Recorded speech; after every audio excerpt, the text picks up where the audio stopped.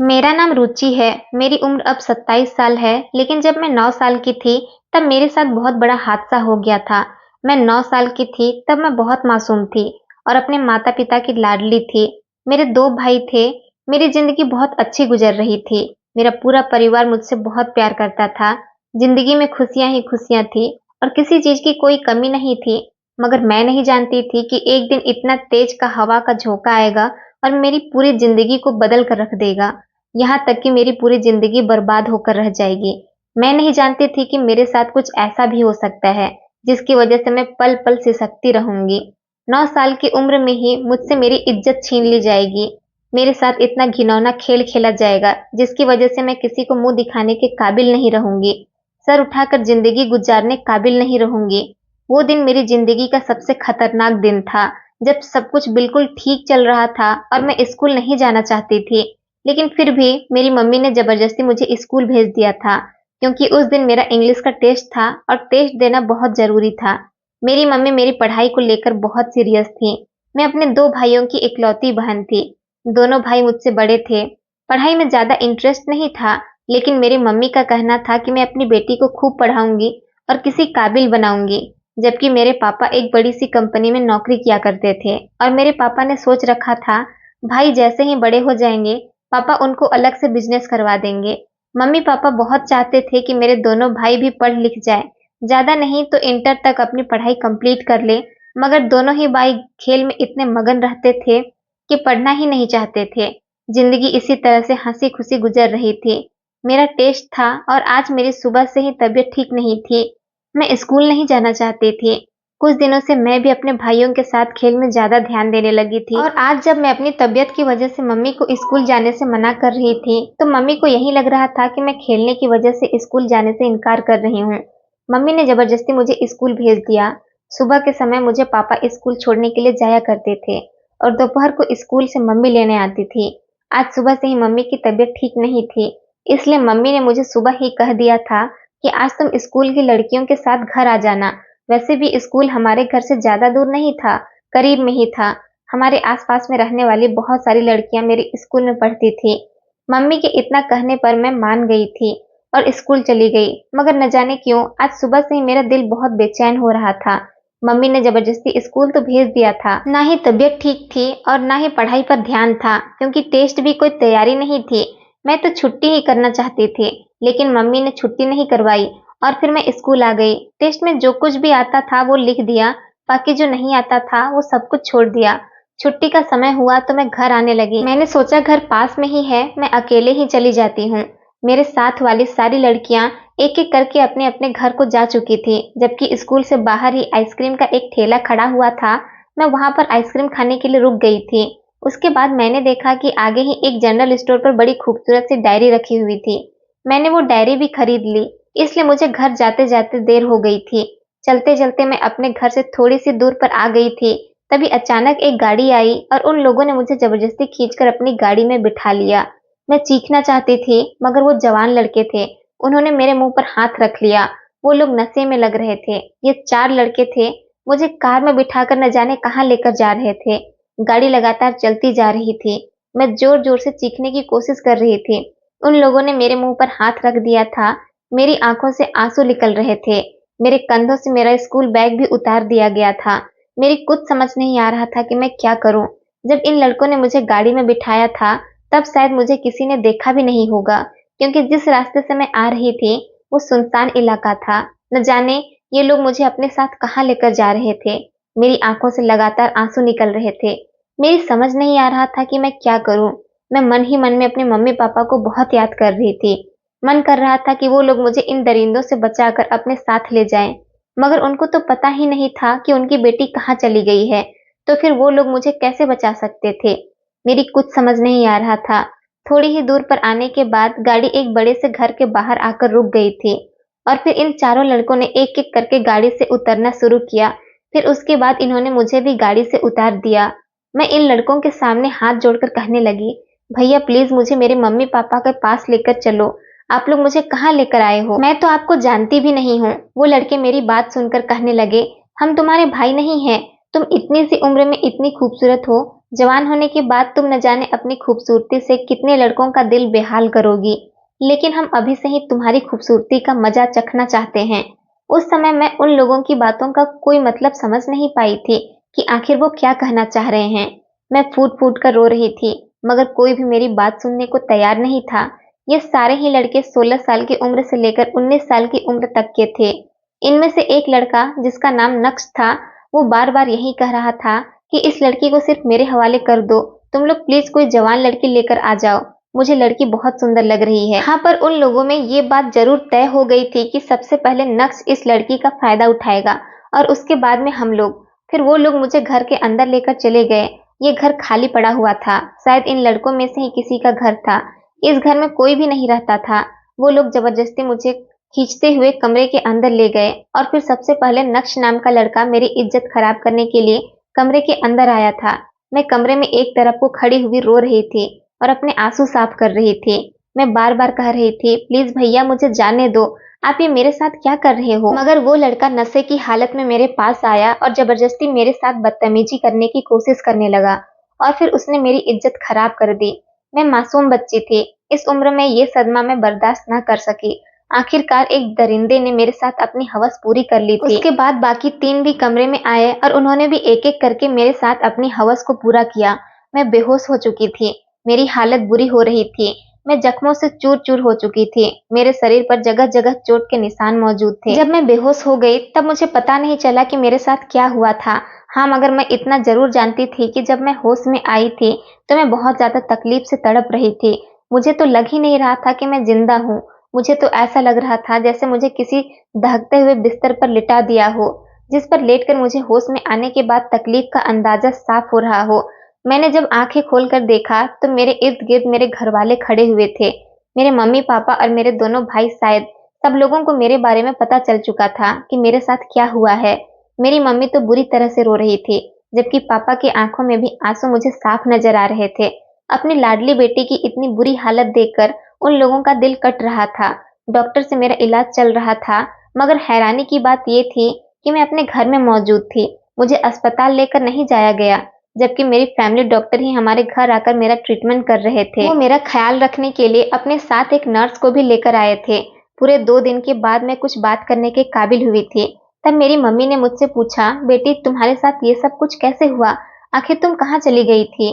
मैं इस हादसे से बुरी तरह से डर चुकी थी। मैं फूट-फूट कर रोने लगी। मैंने अपने मम्मी पापा को कुछ भी नहीं बताया था, क्योंकि मैं इस हालात में नहीं थी और मैं इस बात को दोबारा याद नहीं करना चाहती थी। मेरा बचपन तो जैसे खत्म ही हो चुका था। मैंने हंसना बोलना पूरी तरह से छोड़ दिया था। लेकिन फिर मैं जब धीरे-धीरे रिकवर हुई तो मैंने अपनी पूरी कहानी अपनी मम्मी को बता दी थी कि मैं किस तरह से घर आ रही थी और घर आते समय उन लड़कों ने मुझे गाड़ी में बिठा लिया था और उसके बाद मुझे एक बड़े से घर में ले गए। वहां जाने के बाद उन लोगों ने मेरे साथ मेरी कहानी सुनकर मेरी मम्मी फूट-फूट कर रोने लगी। उनकी आंखों से आंसू लगातार निकल रहे थे। मेरे साथ जो हुआ था वो तो उनको अच्छी तरह से पता था, लेकिन कैसे हुआ था ये बात वो नहीं जानती थी और ये बात मेरे सब कुछ बताने के बाद क्लियर हो गई थी। मम्मी पछताने लगी कि उस दिन अगर वो मुझे स्कूल से लेने आ जाती तो शायद मेरे साथ ये सब कुछ ना होता, या फिर वो मेरे मना करने पर मुझे स्कूल ही नहीं भेज सकती थी। तब भी शायद मैं बच जाती, मगर मेरे भाग्य में शायद ऐसा ही होना लिखा हुआ था। मेरा सबसे बड़ा भाई 13 साल का था, जबकि दूसरा भाई 11 साल का था और मैं 9 साल की थी। इसके बावजूद भी उन लोगों को पता चल चुका था कि उनकी छोटी बहन के साथ क्या हुआ है। मैं मासूम बच्ची थी, मेरी इज्जत और दागदार ना हो जाए इसलिए मेरे घर वालों ने पुलिस में लड़कों के खिलाफ रिपोर्ट दर्ज नहीं करवाई, क्योंकि वो लोग भी अच्छी तरह से जानते थे कि वो लड़के जरूर किसी अमीर बाप के बेटे होंगे। जब वो इतनी हिम्मत करके ये सब कुछ कर सकते हैं तो फिर वो लोग अपनी दौलत के बलबूते पुलिस से छुटकारा भी पा सकते हैं। बस यही सोचते हुए मेरे घर वालों ने खामोश रहना ही बेहतर समझा। इस तरह मेरे आरोपियों को सजा नहीं मिली और वो सरेआम घूमते रहे। धीरे धीरे वो जवान हो गए, लेकिन फिर भी मेरी इस कहानी ने मेरा कहीं तक पीछा नहीं छोड़ा, क्योंकि मेरे घर वालों ने भले ही ये बात लोगों से छुपानी चाही कि उनकी बेटी की इज्जत के साथ बचपन में ही खिलवाड़ किया गया है, मगर फिर भी ये बात नहीं छुपी। आसपास के लोगों को ये बात अच्छी तरह से पता थी, क्योंकि जब मैं समय से अपने घर नहीं पहुंची थी तो मेरे घर वाले परेशान हो गए थे। मम्मी ने पापा को ऑफिस में फोन कर दिया था कि शाम के 5 बज गए हैं, मगर बेटी अभी तक वापस घर नहीं आई है, जबकि उसके स्कूल की छुट्टी तो 1 बजे हो गई है। मेरे स्कूल में पढ़ने वाली आसपास की सारी लड़कियों से भी मम्मी ने पूछताछ कर ली थी। उन लोगों ने भी यही बताया था कि मैं स्कूल से समय से निकली थी, मगर घर क्यों नहीं पहुंची, ये बात वो नहीं जानती। इस वजह से मम्मी और ज्यादा परेशान हो गई थी और उन्होंने पापा को कॉल कर दी। पापा भी ऑफिस से जल्दी घर आ गए और मुझे तलाश करने लगे। आसपास के काफी सारे लोगों में मुझे तलाश किया। हमारे कुछ रिश्तेदारों के घर भी उन्होंने फोन कर दिया, मगर मेरा कुछ पता नहीं चल सका था। मेरी इज्जत खराब करने के बाद उन दरिंदों ने रात के अंधेरे में मेरे स्कूल के गेट पर ही बुरी हालत में फेंक दिया था। पुलिस में मेरी गुमशुदगी की रिपोर्ट 24 घंटे से पहले नहीं लिखवाई जा सकती थी। किसी ने मेरे पापा को फोन करके बता दिया कि आपकी बेटी स्कूल के बाहर स्कूल यूनिफॉर्म में ही गंभीर हालत में पड़ी हुई है, आकर अपनी बेटी को ले जाओ। जिस पर मेरे मम्मी पापा बुरी तरह से घबरा गए और वो लोग मुझे लेने के लिए निकल गए। जब उन्होंने मुझे स्कूल के बाहर गंभीर हालत में पड़े हुए देखा तो उनके होश उड़ गए थे, जबकि मेरी मम्मी मुझे देखकर समझ चुकी थी कि मेरे साथ क्या हो चुका है। पापा उसी समय पुलिस में रिपोर्ट लिखवाने के लिए जा रहे थे, मगर मम्मी ने रोक लिया था। उन्होंने कहा था कि हमें पहले अपनी बेटी का इलाज करवाना चाहिए और यही वजह थी कि मम्मी पापा को अस्पताल जाने से भी रोक लिया था। कहा कि हमें अपनी बेटी का इलाज घर में ही करवाना होगा, इस तरह हमारी बेटी बदनाम हो सकती है। आखिर बेटी की पूरी जिंदगी का सवाल है। बेटी का इज्जत का ख्याल रखने के चक्कर में उन्होंने ना तो मेरा इलाज अस्पताल में कराया, ना ही पुलिस में उन दरिंदों के खिलाफ रिपोर्ट लिखवाई थी। उन लोगों को लगता था कि ऐसा करने से उनकी बेटी सारी जिंदगी सर उठाकर जी सकती है, मगर उनको ये नहीं पता था कि ये दुनिया बहुत खराब है, किसी की लाचारी का फायदा खूब उठाना जानती है। मैं तो जैसे तैसे ठीक हो गई थी। वक्त के साथ साथ मेरे शरीर के जख्म तो भर गए थे, लेकिन मेरे दिल पर और मेरी इज्जत पर जो दाग लग चुका था वो शायद सारी जिंदगी नहीं भर सकता था। मैं जवान हो गई थी। मेरी पढ़ाई तो उस दिन के बाद से ही खत्म हो चुकी थी, यहाँ तक कि मेरे दिल से जीने की तमन्ना भी खत्म हो गई थी। मगर फिर भी मैं एक जिंदा लाश बनकर जी रही थी। बचपन से जवान होने तक का ये सफर मेरे लिए एक बहुत बड़ी मुश्किल का सामना था, क्योंकि लोगों की बातों के डर की वजह से मैंने घर से बाहर निकलना बंद कर दिया था। आसपास के लोग और मेरे कुछ रिश्तेदार इस बारे में अच्छी तरह से जानते थे कि मेरे साथ क्या हुआ है, क्योंकि रिश्तेदारों और आज के पड़ोसियों को तो बात का बतंगड़ बनाने के लिए एक छोटी सी बात का ही इशारा काफी होता है, और मेरे साथ तो वैसे भी इतना बड़ा हादसा हो चुका था। मेरे बड़े भाई की शादी हो चुकी थी, उनकी पत्नी हमारे घर आ गई थी। मैं अपने भाई की शादी में भी शामिल नहीं हुई थी। मेरी भाभी दूसरे शहर की थी। ऐसा इसलिए था क्योंकि अपने शहर में अगर मेरे पापा कहीं भी मेरे भाई के लिए लड़की देख रहे थे तो उन लोगों को मेरी हकीकत के बारे में पता चल जाता था और मेरी वजह से भैया का रिश्ता नहीं लग पा रहा था। किसी बात को छुपाने की वजह से मेरी मम्मी ने दूसरे शहर की लड़की को भैया के लिए पसंद कर लिया था और इस तरह हमारे घर भाभी आ गई थी। मेरे भैया भाभी के साथ खुशी खुशी जिंदगी गुजार रहे थे। मैं अभी भी घर में ही रहती थी। वक्त और हालात ने मुझे बहुत तंग किया था। कुछ लोगों की बातें भी मुझे बर्दाश्त नहीं होती थी, क्योंकि हमारे घर आने वाले मेहमान मुझे किसी न किसी बात पर ताना मार ही देते थे, जिसकी वजह से अपने बचपन में होने वाले इस हादसे को मैं अपने दिल दिमाग से नहीं निकाल सकी थी। क्योंकि लोग किसी न किसी बात पर मुझे ये बात याद दिला देते थे कि बचपन में मेरी इज्जत के साथ खिलवाड़ हुआ है। फिर एक दिन पापा भी हम लोगों को इस दुनिया से छोड़कर चल गए। छोटे भाई की नौकरी दूसरे शहर में लग गई थी और वो वहीं पर परमानेंट शिफ्ट हो गया था। वहीं नौकरी करता था और वहीं पर ही रहता था। कभी कभी हम लोगों से फोन पर बात कर लिया करता था। मम्मी को अपने बेटों का बिल्कुल भी विश्वास नहीं था, क्योंकि मेरा छोटा भाई गलत लड़कों की संगत में पड़ चुका था और भूल गया था कि वो संस्कारी परिवार का बेटा है। कुछ समय बीत गया तो पता चला कि मेरे छोटे भैया ने भी अपनी पसंद की लड़की के साथ दूसरे शहर में शादी कर ली है और अब हम लोगों के साथ नहीं रहना चाहते। बड़ी भाभी से भी आखिर ये बात किस तरह से छुप सकती थी कि इस घर में रहने वाली उनके पति की बहन के साथ बचपन में उसका कुंवारापन छीन लिया गया था। इसलिए भाभी ने बात बात पर मुझे तंग करना शुरू कर दिया और वो चाहती थी कि ऐसा कैरेक्टरलेस लड़की इस घर में ना रहे, जल्द से जल्द इसकी शादी कहीं कर दी जाए। भाभी बात बात पर मुझे ताने देती थी। अब घर में मैं, भैया, भाभी और मम्मी ही रह गए थे। मम्मी सब कुछ जानती थी, फिर भी भाभी से कुछ नहीं कह सकती थी। भैया अभी भाभी से कुछ नहीं कहते थे, बल्कि अभी भाभी का साथ देते थे और मम्मी से कहते थे कि जल्द से जल्द अपनी बेटी की शादी कहीं पर कर दो, क्योंकि इसके साथ बचपन में जो हुआ है वो हमारी जिंदगियों पर पहले ही काफी असर डाल चुका है। हम नहीं चाहते कि हमारी जिंदगी और ज्यादा मुश्किल से गुजरे, इसलिए इसकी शादी करने के बाद इसे इतना दूर भेज दिया जाए कि इसका साया भी हम लोगों पर ना पड़े। मेरी मम्मी भैया को बहुत समझाने की कोशिश करती थी, ये तुम्हारी बहन है, इसने कुछ गलत नहीं किया, बल्कि इसके साथ गलत हुआ था। लेकिन भैया कहते थे कि इसके साथ गलत हुआ था तो आखिर इसमें हमारा क्या कसूर है? सारा जमाना हमें ही इसकी वजह से बुरा भला कहता है और अब इसकी शादी कर दो, हम इसे अपने घर में और ज्यादा बर्दाश्त नहीं कर सकते। मैं मम्मी के गले से लिपट कर फूट-फूट कर रोती थी और उनसे कहती थी कि अगर उस दिन आपने मेरे आरोपियों को सजा दिलवा दी होती तो शायद आज मुझे लोगों की बातें सुनकर इतना अफसोस न करना पड़ता। जिन्होंने मेरे साथ गलत किया है वो सर उठाकर इस दुनिया में जी रहे हैं और मैं अपना सर छुपाकर इस घर में रहती हूँ। मेरी मम्मी रोते रोते कहती थी, मुझे माफ कर दो बेटी, बेटियों की इज्जत बहुत कमजोर होती है। उस समय तुम्हारे साथ जो हुआ था, मैं नहीं चाहती थी कि तुम्हारी जिंदगी पर इसका और बुरा असर पड़े, मगर मैं नहीं जानती थी कि तुम्हारा वो बीता हुआ कल आने वाले कल पर इतना भारी पड़ने वाला है। तुम फिक्र मत करो, मैं तुम्हारी शादी कर दूंगी, तुम अपने ससुराल में खुश रहोगी। मैंने मम्मी से कहा, मैं शादी नहीं करना चाहती, पहले ही मैं लोगों की काफी सारी बातें सुनती हूँ, अब मैं नहीं चाहती कि ससुराल जाने के बाद भी लोगों की उल्टी सीधी बातों का मुझे शिकार बनना पड़े। मम्मी कहती थी, तुम फिक्र मत करो, मैं तुम्हारी शादी किसी ऐसे परिवार में करूंगी जो लोग तुम्हें अपनी हथेली का छाल बनाकर रखेंगे। जिस दिन से भाभी की मेरी इस हकीकत के बारे में पता चला था, उस दिन से भाभी ने मुझे घर की नौकरानी बनाकर रख दिया था और खुद सारा दिन घर में आराम करती थी। मम्मी बीमार रहती थी, इसलिए मुझे मम्मी का भी ख्याल रखना होता था। भैया तो जैसे भाभी के पल्लू से बंधकर ही रह गए थे। छोटे भैया को तो हम लोगों की कोई फिक्र ही नहीं थी। उनका भी यही कहना था कि उन्होंने अपनी बहन की वजह से यहाँ खामोशी से शादी कर ली है, वरना उनके भाई की तरह उनके रिश्ते में भी उनकी बहन की वजह से रुकावट बार बार आती रहती। मैं सबकी बातें खामोशी से सुन सुनकर सब्र करती रहती थी। आखिर मैं इसके अलावा और कर भी क्या सकती थी? मेरे पापा तो इस दुनिया से जा चुके थे, इसलिए हम दोनों माँ बेटी भाई के ही टुकड़ों पर अपनी जिंदगी गुजार रहे थे। एक दिन भाभी ने भैया को मेरे एक रिश्ते के बारे में बताया और भैया को लड़के का फोटो भी दिखा दिया था। भैया ने मम्मी को लड़के का फोटो दिखाया। उस समय मैं भी कमरे में मौजूद थी। लड़के का फोटो देखकर मम्मी खामोश हो गई थी।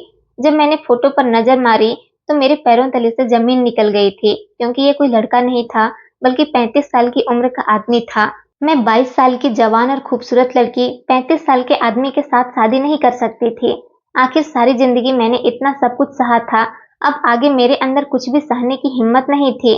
मैं फोटो देखकर रोने लगी थी और भैया से कहने लगी थी, भैया प्लीज मेरे साथ ये सब कुछ मत करो, ये लड़का बहुत उम्र का है। भैया कहने लगे, शुक्र मना तुम्हारा इस आदमी के साथ भी रिश्ता आ गया, वरना तुम्हारी इज्जत के चर्चे जितनी दूर दूर तक फैल चुके हैं, उस हिसाब से तो तुम्हें कोई भी अपने घर की बहू स्वीकार न करे। शुक्र मनाओ अपनी भाभी का जो तुम्हारे लिए ये रिश्ता लेकर आई है। तुम्हें पता है ये रिश्ता तुम्हारे लिए कितनी दूर से आया है। ये लड़का गांव का रहने वाला है, अच्छा खासा कमाता है। इन लोगों को हमने तुम्हारी फोटो भेज दी है, तुम इन्हें पसंद आ गई हो और वो लोग सिंपल तरीके से शादी करने के लिए अगले हफ्ते आ रहे हैं। ये मत सोचो कि मैं तुम्हारा भाई होते हुए तुम्हारे साथ गलत कर रहा हूँ। मैं यहाँ पर भी तुम्हारे लिए रिश्ते तलाश कर चुका हूँ, मगर कोई भी तुम्हें अपने घर की बहू बनाने के लिए तैयार नहीं है। अब इसके अलावा मैं कुछ भी नहीं कर सकता। एक यही आदमी है जो तुम्हें अपने घर की इज्जत बनाने के लिए तैयार हो गया है, तो इसलिए खामोशी से शादी करने के लिए तुम भी तैयार हो जाओ। अगले हफ्ते ये लोग बारात लेकर जाएंगे। भैया तो ये बात कहकर कमरे से निकल गए थे, मगर मैं मम्मी के गले से लगकर बुरी तरह से रो रही थी और मम्मी से कह रही थी, मम्मी क्या मेरी किस्मत इतनी खराब है कि मेरी शादी इतनी उम्र के आदमी के साथ हो रही है? मम्मी कहने लगी, बेटी तुम्हारा भाई सही कह रहा है, यहाँ तो तुम्हारी शादी नहीं हो सकती। तुम नहीं जानती, मैंने भी कई लोगों से तुम्हारे रिश्ते के बारे में कहा हुआ है, मगर हर जगह तुम्हारे साथ बीता हुआ कल का साया तुम्हारे पीछे पीछे चलकर आ जाता है। देखो इस लड़के के साथ शादी करोगी तो ये तुम्हें सारी जिंदगी खुश रखेगा, क्योंकि ये तुम्हारी हकीकत के बारे में नहीं जानता है। अगर यहाँ हम तुम्हारी किसी जवान लड़के के साथ ही शादी कर देते हैं और अगर उसने तुम्हें खुश नहीं रखा, उसको तुम्हारी पुरानी कहानी के बारे में पता चल गया, तो वो तुम्हें सारी जिंदगी अपने अत्याचार का निशाना बनाता रहेगा, सारी जिंदगी तुम्हें तंग करता रहेगा और ऐसा भी हो सकता है कि शादी की पहली रात ही तुम्हें छोड़ दे। इसलिए कहती हूँ कि तुम प्लीज इस लड़के के साथ शादी करके खुशी खुशी अपना घर बसा लो। लड़की मिल रही है, ये तुम्हारा बहुत ख्याल रखेगा। मेरी मानो तो इसके साथ शादी कर लो और इस घर से निकल जाओ। मैं तुम्हें यहाँ पर पल पल मरते हुए नहीं देख सकती। बहू ने तुम्हें घर की नौकरानी बनाकर रख दिया है। पहले ही मेरी बेटी काफी कुछ बर्दाश्त कर चुकी है। मैं नहीं चाहती कि मेरी बेटी सारी जिंदगी लोगों की बातें सुनती रहे। अब अपने बारे में सोचो और इस लड़के के साथ शादी कर लो। मम्मी की बातें सुनकर मैं खामोश हो गई और मैंने सब कुछ अपनी किस्मत पर छोड़ दिया और सोच लिया था कि अब जैसा मेरे साथ हो रहा है होने दिया जाए। भैया भाभी की मर्जी से मैंने खामोशी से शादी कर ली। मम्मी से अलग होने का मुझे बहुत ज्यादा गम था, मगर मैं कुछ नहीं कर सकती थी। मम्मी ने मुझे यही कहकर विदा किया था कि अपने ससुराल में अपने इस राज को खुलने मत देना, जितना चाहे छुपाने की कोशिश करना, क्योंकि अगर ये राज तुम्हारे ससुराल तक पहुंच गया तो तुम्हारी आने वाली जिंदगी भी पूरी तरह से तबाह कर देगा। मम्मी की बात सुनकर मैं हाँ में सर हिला दिया था। भला कौन इंसान ऐसा होता है जो जानबूझकर अपनी जिंदगी को मुश्किल में डाले, जबकि मेरा तो उस समय भी कोई कसूर नहीं था जब मैं मासूम थी। फिलहाल मेरी जैसे तैसे शादी हो गई और मैं विदा होकर अपने 35 साल के पति की पत्नी बन गई। ससुराल में मेरा बड़ी इज्जत के साथ स्वागत किया गया था। मेरी सास बार बार यही कह रही थी कि मुझे यकीन नहीं होता मेरे बेटे को इतनी अच्छी और सुंदर बहू मिल गई है। वो मुझे बहुत प्यार कर रही थी। मेरे ससुराल में मेरे पति और सास के अलावा कोई भी नहीं था, मगर सुना था कि उन लोगों का बहुत बड़ा परिवार है। ससुर इस दुनिया से जा चुके हैं, 2 नंदे वो दोनों अपने ससुराल की हो गई हैं, और मेरे पति के 3 भाई भी हैं जो मेरे पति से उम्र में बहुत छोटे हैं, और उन तीनों की शादी को कई साल हो चुके हैं। मेरा पति अपने सारे बहन भाइयों में सबसे बड़ा था। न जाने इसने अपनी शादी करने में इतनी देर क्यों लगा दी थी। मेरी सास ने मुझे अच्छे तरीके से तैयार करके मेरे पति के कमरे में बिठा दिया और मैं अब अपने पति के आने का इंतजार कर रही थी। अब मेरा पति कमरे में अंदर आया और मुझे देखते ही वो मेरी खूबसूरती की तारीफें करने लगा। कहने लगा, मैं बहुत भाग्यशाली हूँ जिसे तुम जैसी खूबसूरत और कम उम्र की लड़की मिली है, वरना सारी जिंदगी मुझे यही लगता था कि मैं कुंवारा ही रहूंगा, क्योंकि मेरी उम्र इतनी निकल चुकी है कि मुझे कम उम्र की लड़की तो दूर की बात, कोई अपनी लूली लंगड़ी बेटी भी देने को तैयार नहीं था। तुम्हें पाने के बाद मैं बहुत भाग्यशाली हो गया हूँ। अपने पति की बात सुनकर मुझे थोड़ी तसल्ली हुई थी कि चलो मेरा पति एक अच्छा इंसान लग रहा है, मगर मुझे यही डर था कि अगर मेरे बारे में मेरे पति को पता चल गया तो न जाने क्या होगा। सुना है कि कुंवारेपन के बारे में शादी की पहली रात ही पता चल जाता है। मैं तो बार बार भगवान से यही प्रार्थना कर रही थी कि मेरे पति को मेरे बारे में कुछ पता न चले, और अगर पता चल भी जाए तो वो मुझे माफ कर दे, क्योंकि मैं अब अपनी जिंदगी में और मुश्किलों का सामना नहीं कर सकती थी। बातें करते करते धीरे धीरे मेरा पति मेरे करीब आने लगा। फिर न जाने मेरे पति के दिल में क्या ख्याल आया कि वो मुझसे दूर हो गया और मुझसे कहने लगा, रुचि, मैं तुम्हें अपनी जिंदगी में एक बहुत बड़ी हकीकत बताना चाहता हूँ। ये बात मुझे तुमसे इस समय करनी तो नहीं चाहिए, मगर मैं तुम्हें इसलिए बता रहा हूँ क्योंकि मैं नहीं चाहता कि हम दोनों की जिंदगी किसी गलतफहमी में गुजरे। हम दोनों अपनी नई जिंदगी की शुरुआत प्यार और सच्चाई से करें, तभी अच्छा होगा, क्योंकि झूठ पर कभी रिश्ते कायम नहीं रहते। अपने पति की बात सुनकर अचानक मैं हैरान हो गई थी। न जाने वो अपनी जिंदगी का ऐसा कौन सा सच मुझे बताने जा रहा था, जिसको बताने के लिए उसकी आंखों में अचानक आंसू आ गए थे। मैं परेशान इसलिए नहीं थी कि वो अपनी जिंदगी का कोई सच मुझे बताने जा रहा था, बल्कि मैं इसलिए परेशान हो रही थी कि अगर वो मुझे अपनी जिंदगी का कोई सच बताने जा रहा है तो जरूर उसके बदले में वो मुझे भी मेरी जिंदगी की किसी सच के बारे में जरूर पूछेगा। अगर ऐसा हुआ तो फिर मैं क्या करूंगी। मैं अभी इसी सोच में गुम थी कि मेरा पति कहने लगा, क्या तुम जानना चाहोगी कि मैं तुम्हें क्या बताना चाहता हूँ। मैं खामोश रही थी। वो कहने लगा, बस मुझे इस बात का डर है कि कहीं मेरी सच्चाई जानने के बाद तुम मुझे छोड़कर चली न जाओ। मुझे तो वैसे भी अपना डर था। मुझे ऐसा लग रहा था कि मेरी सच्चाई जानने के बाद मुझे मेरा पति छोड़ न दे। इसलिए मैंने अपने पति को भरोसा दिलाया कि आप बेफिक्र होकर मुझे अपने बारे में बता सकते हो, मैं आपको कहीं छोड़कर नहीं जाऊंगी। मेरे पति ने मुझसे इस बात का वादा ले लिया था, और मैं भी अपने पति को झट से भरोसा दिला दिया था कि वो मुझे अपनी सच्चाई के बारे में बता दे। अपने पति की बात सुनने से ज्यादा मुझे अपने लिए डर लग रहा था। फिर मेरे पति ने अपनी कहानी बतानी शुरू की। उसने कहा, मेरे मम्मी पापा ने मुझे गांव से शहर कॉलेज में पढ़ने के लिए भेज दिया था। मैं कॉलेज के बिगड़े हुए लड़कों की संगत में आ गया था। वो लोग मुझे सिगरेट पिलाया करते थे, जुआ खेलने के लिए भी फोर्स करते थे। खाली समय में हम लोग यही काम किया करते थे। मैं पूरी तरह से बिगड़ चुका था। उस समय मेरी उम्र 18 साल थी। एक दिन हमारे कॉलेज की फेयरवेल पार्टी थी। फेयरवेल पार्टी कंप्लीट होने के बाद हम सब लोगों ने अपने लिए एक पर्सनल पार्टी रखी हुई थी। हम लोगों ने पहले तो खूब सारी ड्रिंक की और उसके बाद हम लोग तेज रफ्तार में गाड़ी चला रहे थे। तब अचानक मेरे दोस्त की नजर स्कूल से निकली हुई एक छोटी सी बच्ची पर गई जो सिर्फ 9 साल की थी। हम दोस्तों ने प्लान बनाया कि इस बच्ची को किडनैप करके इसके साथ गलत काम करते हैं। मैं भी अपने दोस्तों के साथ इस काम में पूरा पूरा शामिल था, और फिर हम लोगों ने उस लड़की को रास्ते से उठाकर अपनी गाड़ी में बिठा लिया और मेरे ही दोस्त ने एक बड़े से घर में उसे ले गए। मगर मैंने उन लोगों से कहा कि सबसे पहले मैं इस लड़की का फ़ायदा उठाना चाहता हूँ। तुम लोग अपने लिए कहीं और अरेंजमेंट कर लो। लेकिन मेरे दोस्तों ने कहा, हम लोग कहीं और अरेंजमेंट तो नहीं कर सकते, लेकिन तुम इसका सबसे पहले फ़ायदा उठा लेना। तुम्हारे लिए इतना ज़रूर कर सकते हैं। वो मासूम बच्ची बुरी तरह से रो रही थी, गिड़गिड़ा रही थी, मगर मुझे उस पर कोई रहम नहीं आया और मैं उसे कमरे में ले गया और सबसे पहले उसकी इज्जत मैंने खराब की और उसके बाद मेरे दोस्तों ने। वो लड़की जब बेहोश हो गई तो हमने उसे दोबारा उसी स्कूल के गेट के सामने फेंक दिया। आधी रात के समय हमने उसे फेंक दिया था ताकि हमें कोई देख ना सके। हम लोग नशे की हालत में थे और फिर उसके बाद हम अपने घर आ गए। मेरी पढ़ाई पूरी हो चुकी थी। सुबह के समय जब मेरा नशा कम हुआ तो मैं ट्रेन से अपने घर आ गया था। यहाँ आने के बाद पता चला कि मेरी बहन की इज्जत के साथ भी किसी ने खिलवाड़ किया है, जबकि मेरी बहन जवान थी। मेरी बहन जिस लड़के से प्यार करती थी उसी ने उसका फायदा उठाया था और वो शादी के लिए भी इनकार कर रहा था।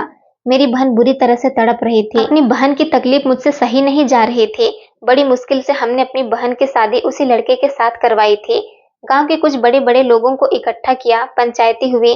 पंचायत में फैसला यही हुआ कि मेरी बहन की शादी इसी लड़के के साथ होनी चाहिए जिसने मेरी बहन की इज्जत खराब की है। ऐसा होने से सारे गांव में मेरी बहन की बहुत बेइज्जती हुई थी और साथ साथ मेरी भी खूब बेइज्जती हो रही थी क्योंकि वो मेरी बहन थी। मुझे उस दिन एहसास हुआ था कि जिस बच्ची की मैंने और मेरे दोस्तों ने इज्जत खराब की है, शायद उसके साथ भी ऐसा ही हो रहा होगा।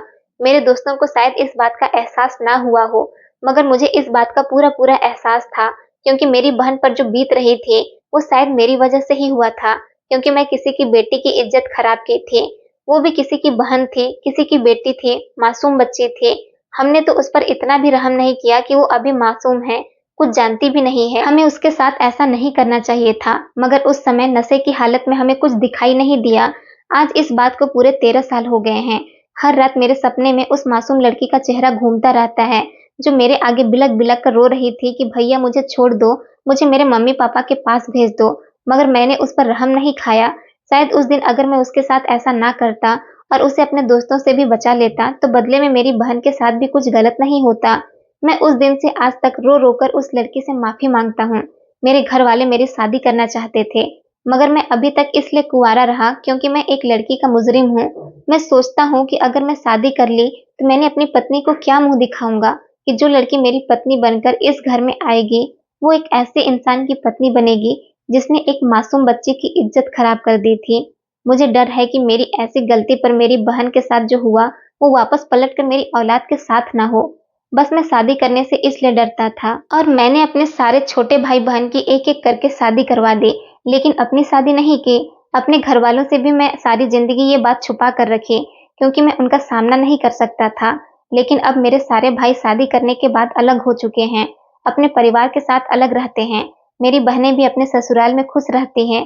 पिता इस दुनिया में नहीं रहे, इसलिए मुझे अपनी बीमार माँ का ख्याल है। मेरी बीमार माँ मेरे लिए काफी कुछ करती है और बस हमेशा उसके लबों पर यही ख्वाहिश रहती है कि बेटा तुम भी अपनी शादी कर लो, मरने से पहले मैं तुम्हारी शादी करना चाहती हूँ। बस अपनी माँ की बातों की खातिर मैं शादी करने के लिए राजी हो गया। मेरी माँ की शुरू से ही यही चाहत रही थी कि मेरी पत्नी खूबसूरत हो, कम उम्र की हो, मगर मेरी हरकतें ऐसी थी, मुझे नहीं लगता था कि मुझे कभी कोई अच्छी पत्नी मिल सकती थी। मैंने इसी वजह से अपनी सारी उम्र निकाल दी और इतनी उम्र हो जाने के बाद भी मुझे तुम जैसी पत्नी मिल गई। मैं तुम्हारे आगे हाथ जोड़ता हूँ, प्लीज मेरी सच्चाई जानने के बाद मुझे छोड़कर मत जाना। अगर वो लड़की आज भी मेरे सामने आ जाएगी तो मैं उसे माफी मांग लूंगा क्योंकि मैं सारी जिंदगी अपनी इस गलती पर बहुत शर्मिंदा रहा हूँ। मेरी आंखों के सामने बार बार उस बच्ची का चेहरा आता है, मुझे सुकून नहीं लेने देता। मेरा पति इतनी बात बताकर फूट फूट कर रोने लगा था, मगर अपनी पत्नी की बात सुनने के बाद मैंने फैसला कर लिया था कि मैं अपने पति के साथ नहीं रहूंगी और उससे डिवोर्स मांगूंगी। और मैंने ऐसा ही कहा था। मैंने अपने पति से कहा मुझे तुमसे डिवोर्स चाहिए। मेरा पति जो सर झुकाकर रो रहा था, अचानक एक झटके से उसने सर उठाया और कहने लगा कि तुम कैसी बातें कर रही हो, मैंने तुमसे पहले ही वादा लिया था कि तुम मुझे छोड़कर कहीं नहीं जाओगी। मैं जानता हूँ मेरी बहुत बड़ी गलती है, इसलिए मैंने तुम्हें हमारी जिंदगी की नई शुरुआत करने से पहले ही ये सब कुछ बता दिया। मैंने अपने पति के मुंह पर एक जोरदार थप्पड़ मार दिया क्योंकि आज मुझे बहुत ज्यादा गुस्सा आ रहा था और उससे कहा कि जिस लड़की की जिंदगी तुमने बर्बाद की थी वो लड़की कोई और नहीं बल्कि मैं ही हूँ। मैं ही थी जो स्कूल के रास्ते से आ रही थी और तुम्हारे आगे गिड़गिड़ा रही थी कि प्लीज मेरे साथ ये सब कुछ मत करो, मगर तुमने और तुम्हारे दोस्तों ने मेरी जिंदगी बर्बाद कर दी। तुम नहीं जानते कि तुम्हारे साथ शादी भी मेरी इसी वजह से हुई है, क्योंकि मेरी इस उजड़ी हुई कहानी के पीछे तुम्हारा हाथ है। मुझसे कोई भी शादी करने के लिए तैयार नहीं हो रहा था। तुम्हारा रिश्ता आने पर मेरे घर वालों ने इसलिए शादी कर दी कि तुम मुझे खुश रखोगे और मेरे बारे में तुम्हें कुछ पता भी नहीं चलेगा। सारी जिंदगी मैंने तुम्हारी वजह से खुशियां नहीं देखी, हंसना बोलना मैं भूल गई थी। मेरे ऊपर तुम्हारी वजह से इतने अत्याचार हुए कि मैं सब कुछ बर्दाश्त कर गई। भगवान तुम्हें कभी खुश नहीं रखेगा। मेरा बदला तुमसे जरूर लिया जाएगा। तुमने मेरे साथ बहुत गलत किया था।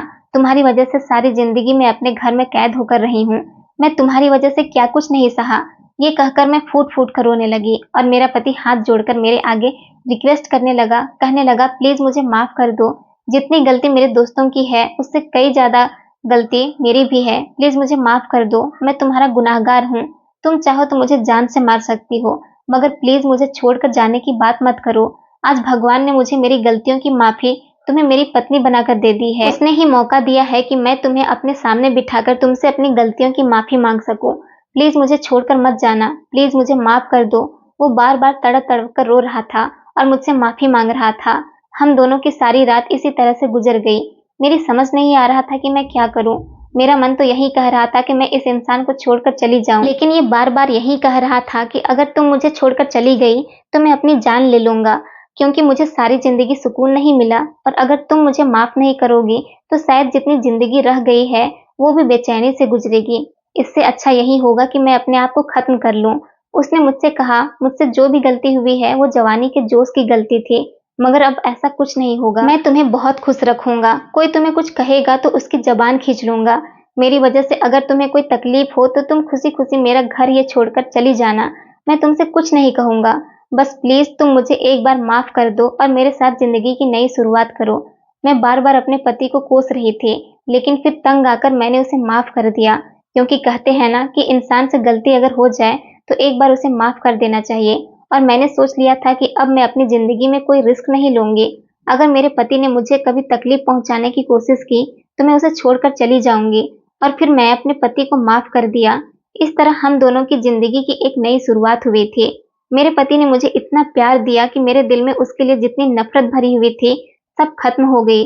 मेरी सास ने मुझे बिल्कुल मेरी माँ की तरह प्यार किया। इस घर में मुझे किसी चीज की कोई कमी नहीं थी। मेरे पति ने मुझे इतना प्यार दिया कि कभी मुझे ऐसा मौका ही नहीं मिला कि मैं उसको छोड़कर जा सकूं या उससे कोई शिकायत कर सकूं। आज भी मेरा पति मुझसे बहुत प्यार करता है। मेरे पास 2 बच्चे हैं और मुझे लगता है कि शायद मेरी शादी नक्श के अलावा किसी और से होती तो मैं वहां पर इतनी खुश नहीं रहती जितनी मैं यहाँ पर अपने पति के साथ खुश हूँ। कभी कभी गलती करने वाले इंसान को माफ करने पर हमें भी एक नया सबक मिलता है कि हमारी माफी की वजह से सामने वाला इंसान इतना संभल गया कि उसने गलती करने के बारे में दोबारा कभी सोचा भी नहीं। दोस्तों, उम्मीद करती हूँ आपको हमारी कहानी पसंद आई होगी। कहानी पसंद आई है तो वीडियो को लाइक करें, चैनल पर नए हैं तो चैनल को सब्सक्राइब करें और हाँ, नोटिफिकेशन बेल को जरूर दबाएं ताकि अगली अपडेट सबसे पहले आपको मिले। धन्यवाद दोस्तों।